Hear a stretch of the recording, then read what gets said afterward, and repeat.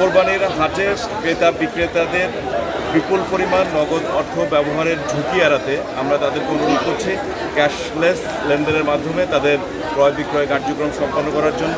Ticket কালোবাজারি রোধ, বাস ও ট্রেনের টিকিট কালোবাজারি ঠেকাতে এবং অতিরিক্ত ভাড়া আদায় বন্ধ করতে টার্মিনালগুলোতে কঠোরভাবে মনিটরিং করা হচ্ছে। আপনারা জানেন, আসন্ন ঈদুল আজহা উপলক্ষে ধর্মুখ মানুষের যাতায়াত নিরাপদ ও নির্বিঘ্ন করতে rapid action battalion, RAB, rail station, bus terminal সহ প্রধান যাতায়াত কেন্দ্রগুলোতে ব্যাপক নিরাপত্তা ব্যবস্থা এবং গোয়েন্দা নজরদারি জোরদার করেছে।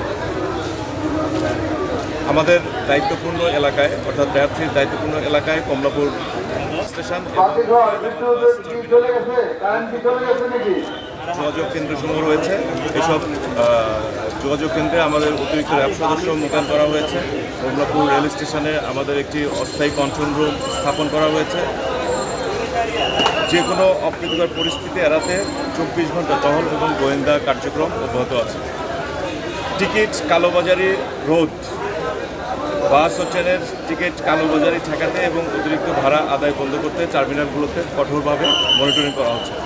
পশুর হাটে যেসব ট্রাক আসছে সেগুলো কেউ জোর করে তাদের নির্দিষ্ট বা পছন্দের কোনো হাটে না নেওয়ার জন্য আমরা অনুরোধ করছি। যদি কেউ এ ধরনের কোনো কার্যক্রম গ্রহণ করেন তাহলে তাদের বিরুদ্ধে কঠোর আইনানুগ ব্যবস্থা গ্রহণ করা হবে।